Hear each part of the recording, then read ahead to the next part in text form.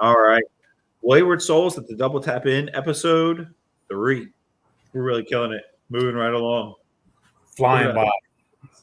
Still in single digits. That'll go by quick. Oh, yeah. Oh, yeah. Especially the way that we're doing it. Like when we were doing the Thirsty Thursdays every week live for it ended up being 2 hours. By the time you start, you finish, the BSing before and after, it's a lot. So the people that do podcasts regularly, do them live, like my hat's off to you. Like absolutely 100%. It's tough. Yeah. So So if you're watching this one, again, we appreciate it. Thanks for tuning in. Thanks for joining us. We hope you guys are getting something out of it. If it's just a laugh, or our first episode talking about the chicken from the coop to the poop. Sorry, still gets me. Stupid kind of humor like that.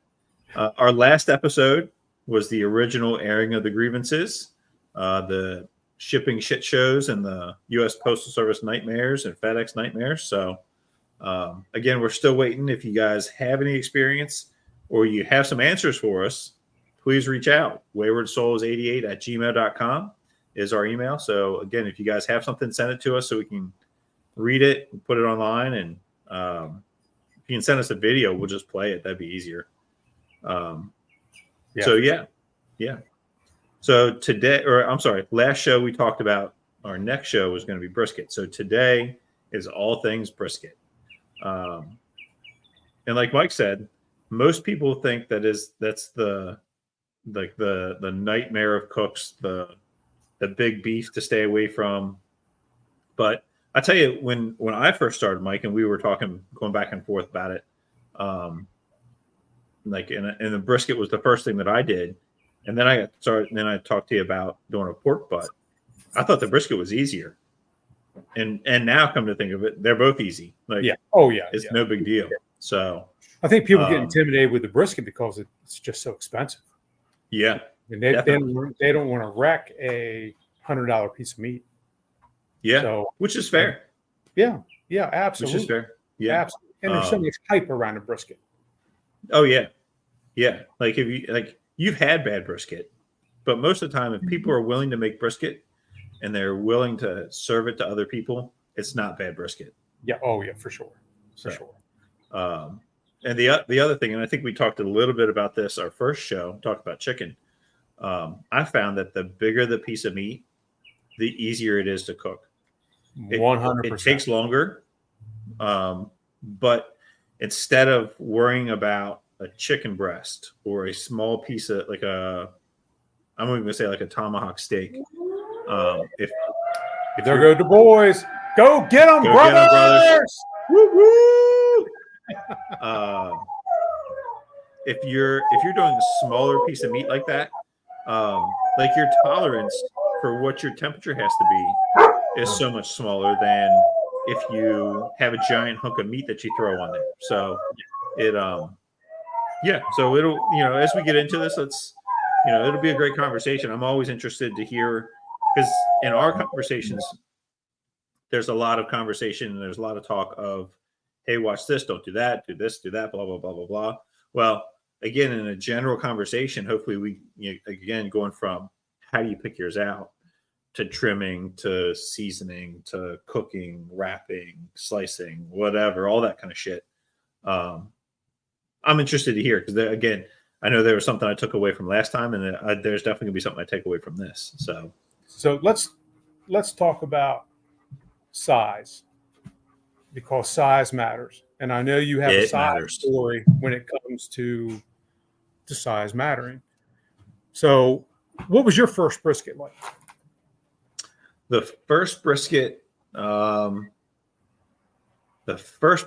we had gotten, we were going to do like a Friendsgiving, and a friend had bought it up in Anne Arundel, somewhere up there, sent it down with another buddy. They worked together at the fire department, and it was, we did a brine on a brisket, And then we put it on the smoker, cooked it, wrapped it in aluminum foil, and really like no idea like what to cook it to, when to wrap it, when to pull it off, the rest, anything like that.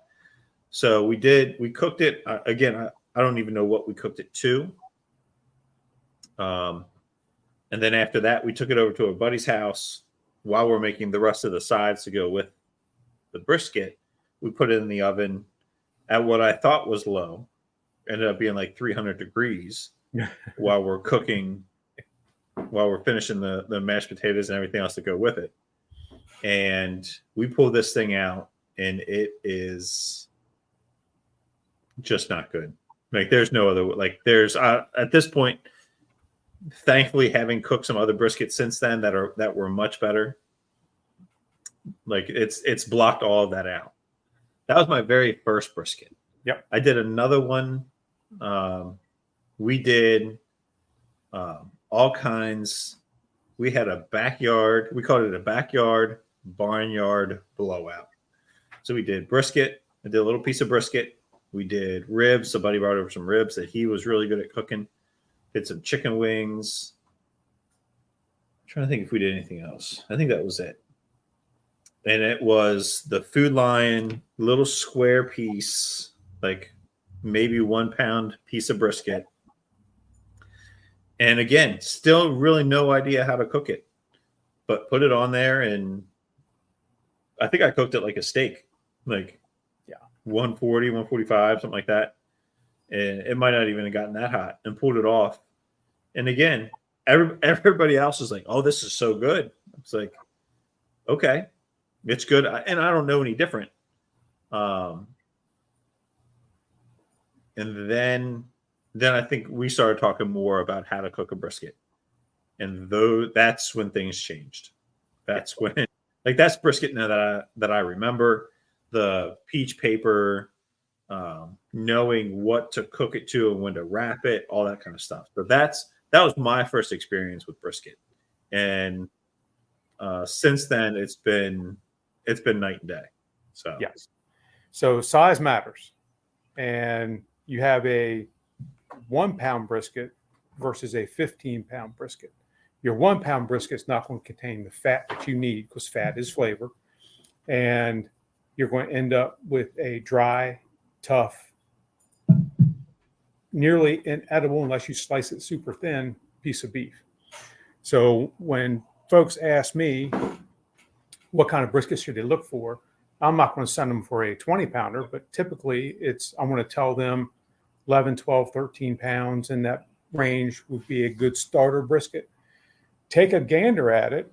Make sure it has a good fat layer that's not been butchered by the butcher shop and having all the fat taken out, which I have seen.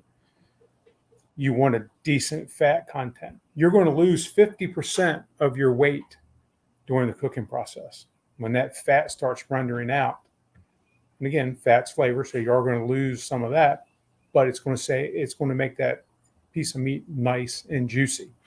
If it doesn't have that fat, or if it's just a smaller flat section, you have the flat, which is the underlying muscle, and on top it looks like a little mound. That is called the point. So you have the flat and the point, two separate muscle groups separated by a layer of fat. I always recommend whole brisket. I don't recommend getting a flat, again, because of fat content. They have a tendency when they do the flat to cut all the fat off, and you need that fat. So size does matter. Fat content matters. When it comes to seasoning, I know that you have a preference. I know that I have a preference, and they just happen to be the same.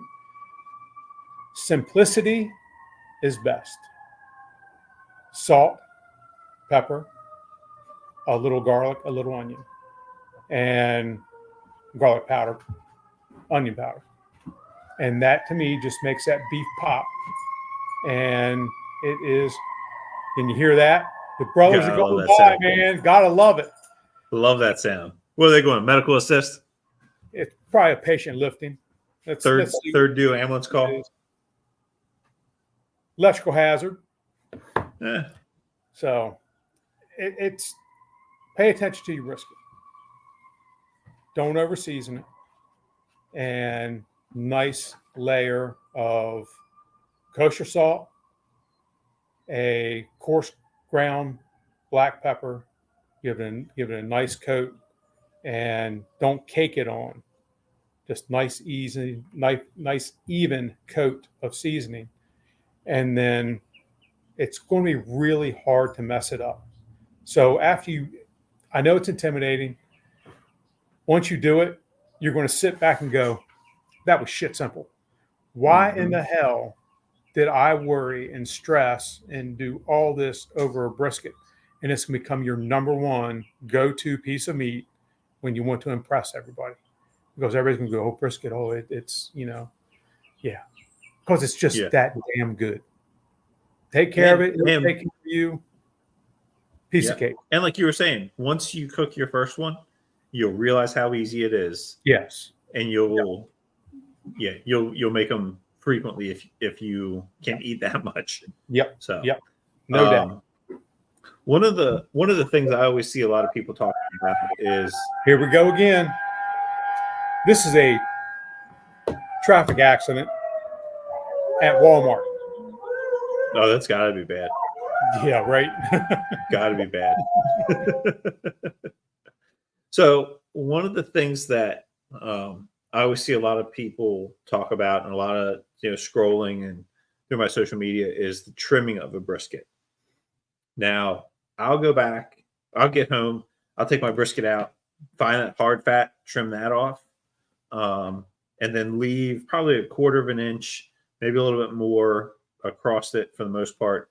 The fat, like the little fatty splotches, we'll call them, further away from the point, like I'll trim those off. But that's really about it. Like I don't round the corners. I don't do any of that. Like my thought is if I leave that on, if we're concerned about the meat drying out and those corners getting hard and getting tough, if I cut it off, I'm losing my protection. I'm losing my buffer. Then the next section is going to be that hard area. Yeah, exactly. Exactly. Like, so if anything, if I cook my whole brisket and I get to the end and I see that those corners are tough, well, I'll shave them off before I slice it. I'll shave that off, shave the end off, the other corner. Yep. And you know what? Now I got this beautiful brisket, and somebody's going to walk by it while you're at the cutting board, and they're going to pick up those little pieces that are burnt to shit anyway and eat them. Yeah. So that's my thought. Like they'll go, like I've seen people just hack these things down, and they look great. Like their presentation of that brisket before it goes in the smoker compared to mine, there's no comparison. But again, I think, and this is just my experience, that's all insulation that you lose for the rest of the meat. Correct. So the other thing, people do a hack job on briskets, and I'm saying this because I've done it. I've followed the online suggestions of this is how you have to trim a brisket. Well, thank God I started with a 16-pound brisket, because when I got done, I had 10 pounds of brisket left. You hack off, then what do you do with the 6 pounds that you just hacked off that brisket? Well, next thing you know, you're going to buy a chuck roast because you got to make burger with the leftover brisket trimmings. Yeah, it's my opinion, it's wasteful. And you're taking, like you said, that insulation away from that brisket, taking that flavor away from that brisket. Yeah. And I don't think there's a need in it. Hard fat, yeah. Now, I'm not saying you cut all that hard fat between the point and the flat either. I'm not saying you hollow out that cave, but everything that's on the outside is hard cut off. Yeah. Do you melt down that hard fat? I have. I've done that. I made the tallow and added it back in to the wrap. I've done all that, and I don't see a difference in Okay. adding that back during the wrap. I haven't seen it yet, and it's an extra step. If I have time, great. But when I'm also doing 2 cases of brisket, that's not going to happen. Yeah. So yeah. I'd be interested. I think maybe like we talked about with the pulled pork, you take that pork butt out, you have that liquid left in that pan, to use that when you reheat it. Maybe the same kind of thing is that you have that tallow from the beef, like if you're going to reheat it later, but or use it for something else. You're making some burger and you want to put a little extra fat in there to help hold things together. You use that tallow for something else that you're making. I can kind of see that. Burger in the tallow. Yeah, there you go. Yeah. But yeah, I've never gotten to the point where I'm wrapping it, gone back and sprayed it with the tallow or anything. And there's been plenty of times taking it off, letting it rest, unrolling it, and it is still just swimming in that broken down fat in there. So I can't imagine what it would be like to have more fat in there to start with and putting more in throughout the cook. That would be, just seems like you said, like an extra step that you don't really need to do. Yep, exactly right. And we've both done it. We've both gone online and looked about cooking brisket and all this. And there are thousands of videos of people doing brisket. Mm-hmm. It all comes down to whether you trim or not, whatever, seasoning, and then time and temperature on your smoker. And I guarantee if you select a decent piece of meat, don't care if you trim it, season it, put it on your smoker. I don't even care what temperature you put it on. It makes no difference to me. Other than 4,000 degrees. You put it on 4,000 degrees, you're not might be a little warm. Yeah. Cook it to an internal temperature of 167 to 170. Look at it. If the outside appearance is how you want it to look, as far as the darkness, the color, all that kind of stuff, get yourself a piece of butcher paper, wrap it, put it back on. You can bump the temp up that if you want. It doesn't make any difference. Keep it running the same. Cook it to about 203 degrees. Let it rest. And you'll have, in my opinion, a perfect brisket. And it is literally just that simple. Don't overthink the process. Because once you overthink it, you start getting in trouble. Yeah. Yep. Yeah. And like that, it's literally that's exactly what we do, what I do.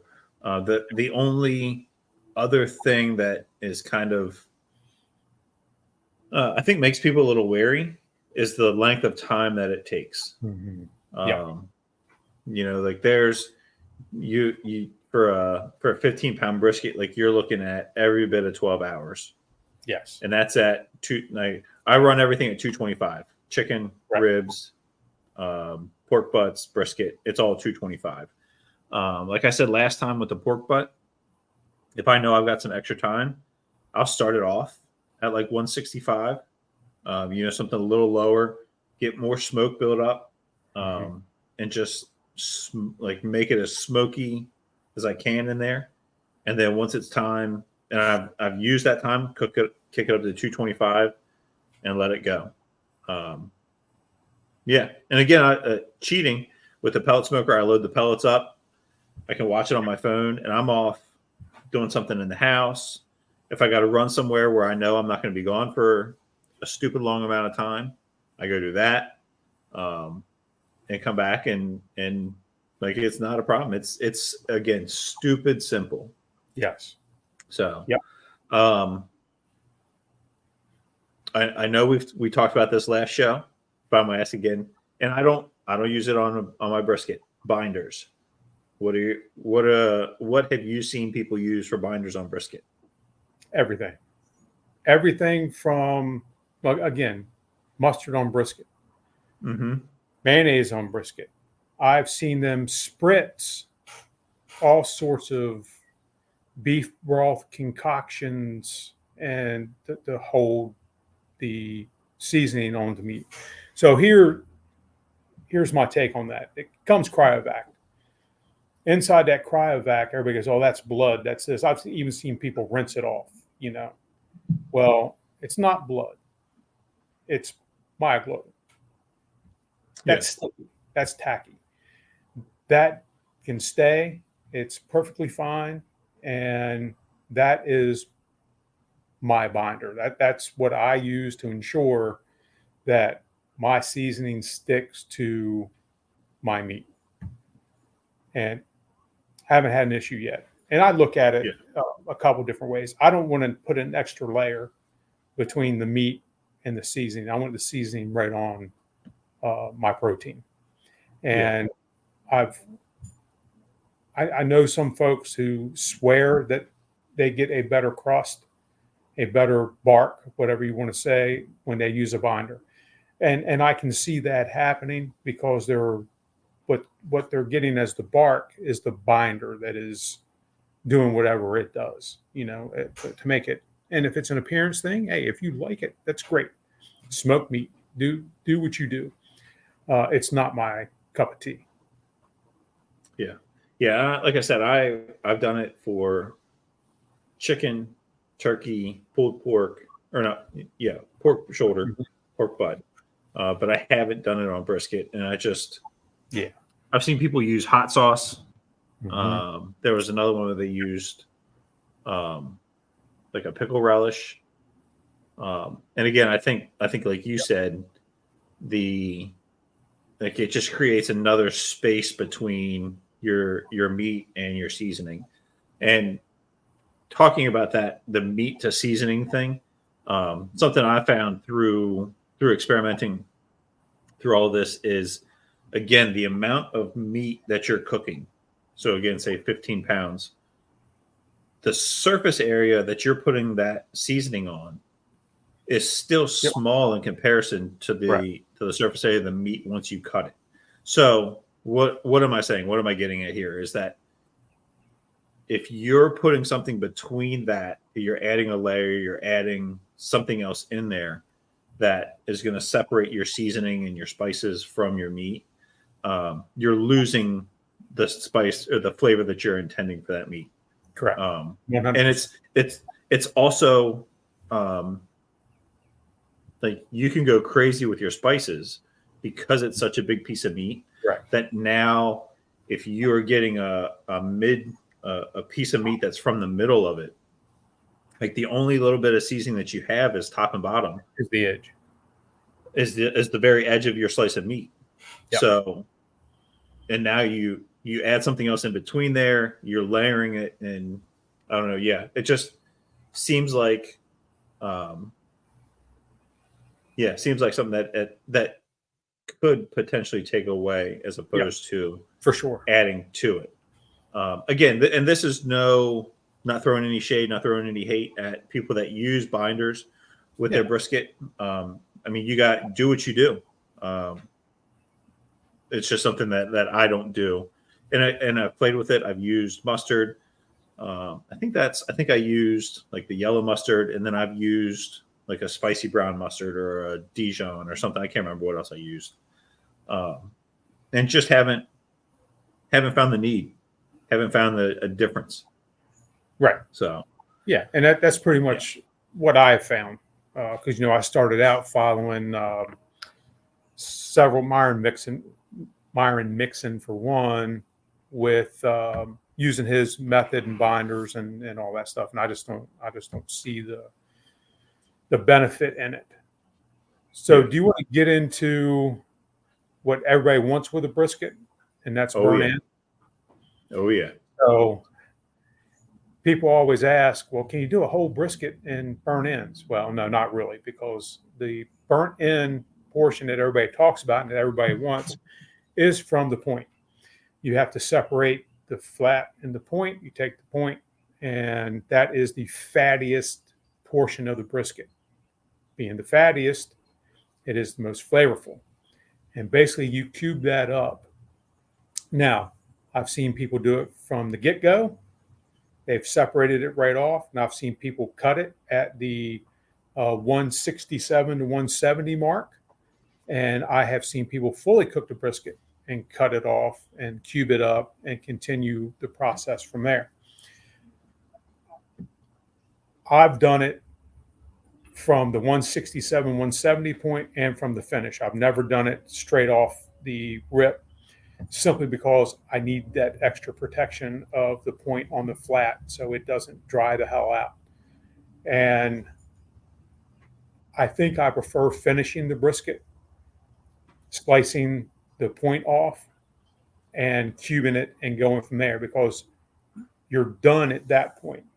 And all you're doing is adding your sauce, your whatever mixture you're going to add to those burnt ends to get them to caramelize back on the smoker.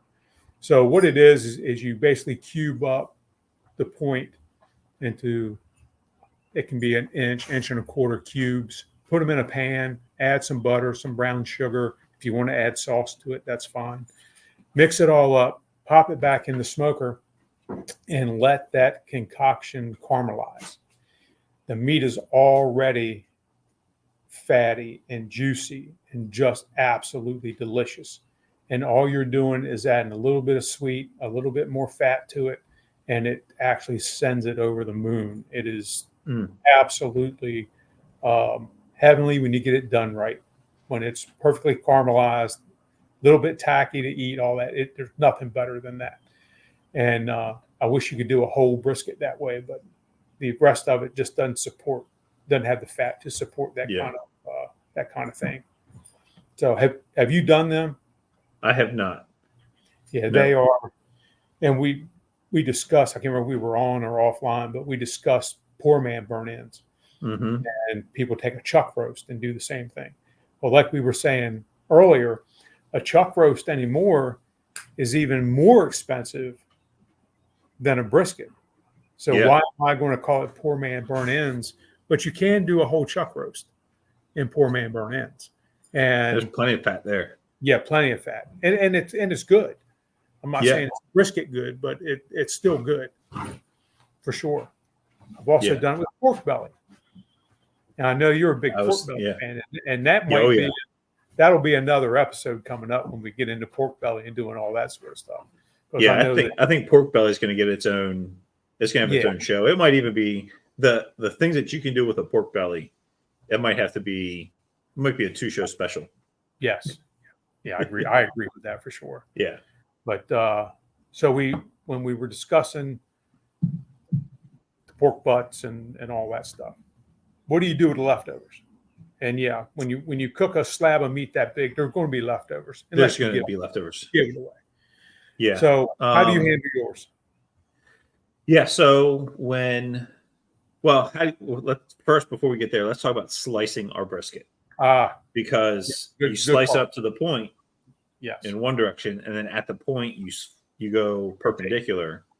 And I've even seen like how people attack the point in different fashions. So I go perpendicular to the flat up to the point, and then at the point I then go, it'd be parallel with the flat, or then I go perpendicular to how I was previously cutting on the point.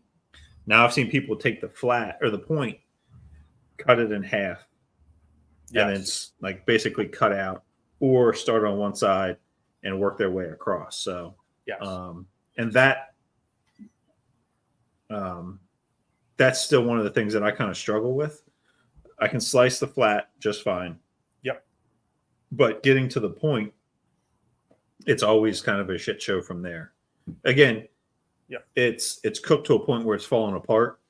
Correct. And like nobody's complaining, but in the effort or in the interest of like, I cooked this thing, I want to present it, I want it to look nice, then you have to be able to cut it up and butcher it. So that way you meet that as well. Correct. So I've done it 3 different methods. The first method is straight slice. You follow from the flat all the way through the point, pencil thin, or pencil thick slices all the way down. Presentation wise, looks fantastic because it is uniform. When you start getting to the point section, however, you don't have those, you can't flap it over your finger because you got long stringy things in it and it's not going to pull apart. So when it comes to eating brisket like that, it's not ideal. People complaining? Absolutely not, because it tastes good. And they're not going to complain about that. So the next way is I lay my knife across the top of the flat and I slice it off following that fat vein that we talked about, where it's two separate pieces of meat, and I separate the point and the flat. Okay. I slice the flat like I normally would, put that in my pan, and then I'll take 2 or 3 slices to start on the point, get that grain, see how the grain's starting to twist, and then I follow that twist around. So every piece, when you do the drape test, and the drape test is you take a slice of brisket, you lay it across your knife blade or your finger, and it should drape without breaking. But you should be able to pick that piece up and pull it apart, and it comes apart easily. So you start following that grain around, and it gives you that perfect pull apart tender slice. Just might not look the best when you get done, but you can see where you slice it off. You've lost that bark in that certain area, whatnot. So when I go ahead and package it, I take the sliced point and I set on top of the flat where it would have been originally. And it still gives you the appearance of having it sliced regularly. But when you go to eat it, you're not running into some of those tough, long strands that you end up getting. And the other way that I've done it is, I guess the best way to explain it is separate them and still cut the point more traditional without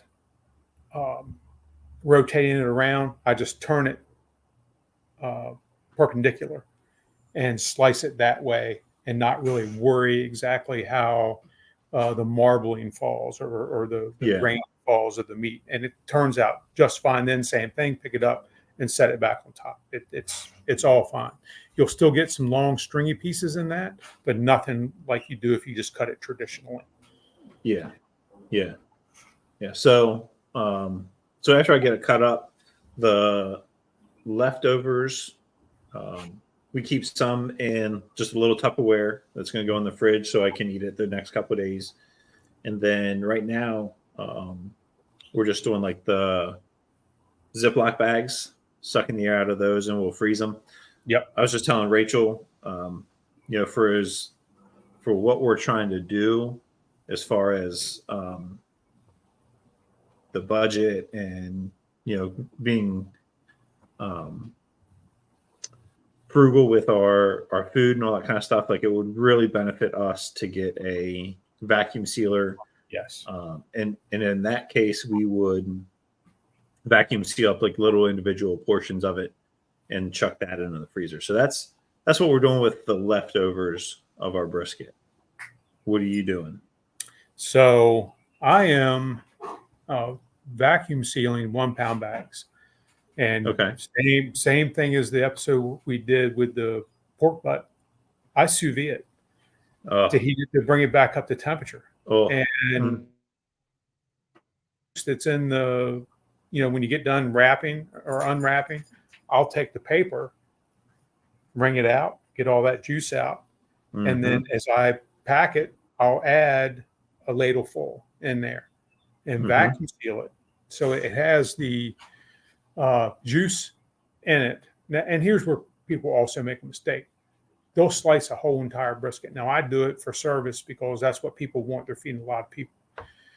If you're doing it at home, don't necessarily slice it right away, because as soon as you slice that brisket, it's going to dry out faster than rabbit's fuck. It's just going to go absolutely dry on you. So be aware of that. Then when you vacuum seal, add a little bit of moisture into it, sous vide it, and it's just like you're taking it off the smoker. It's absolutely wonderful. And I said before, even with the pork butt, something about having it vacuum sealed for a period of time accentuates that smoky flavor, and it's usually pretty good the second time around. But Oh yeah, whatever, it's all good. yeah. We've some of the previous briskets that we've made, when we pull it back out for brisket nachos, brisket quesadillas, it's phenomenal, absolutely phenomenal. So highly recommend brisket nachos, but instead of using nacho chips, use tater tots.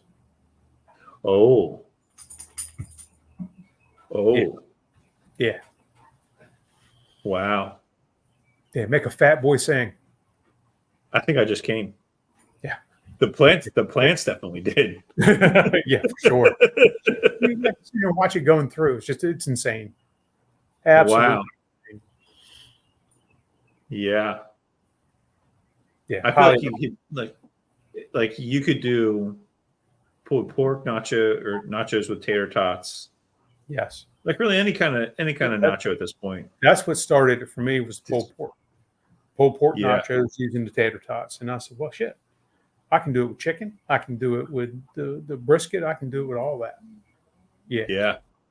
Wow. It's fantastic. Yeah. Now Rachel's gonna be pissed. I'm gonna have to go to Sam's Club and get a brisket. Right. Damn it. Yeah. Blame me. Yeah. Everybody blames me for shit all day long. So just blame me. It's all good. Yeah. I want to tell her it showed up in the post office. Put a delivered to, put your name on there, your address. Like, I don't know what, it just showed up. It just showed up. I don't know what to tell you. Yeah, got to use it. Yeah, otherwise it's going to go bad. I can't waste that. Yeah, can't waste it. It's, she doesn't like wasting anyway, so can't waste it. Yep, exactly right.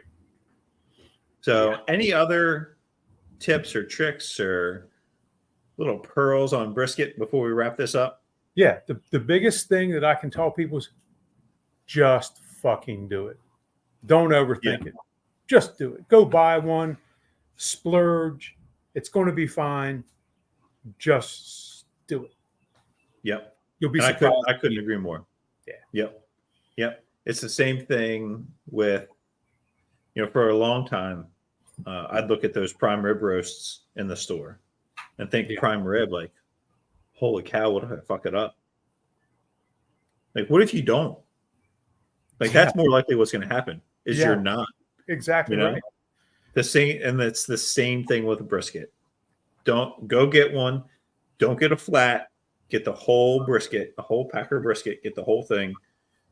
Like Mike said, from 12 to 15, 18. You know what? Hell with it. Yep. I think the biggest one I did was 20 pounds. Yep.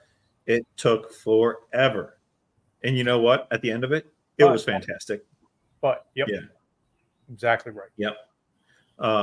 Something that we do need to talk about before we wrap this up is your internal meat thermometer.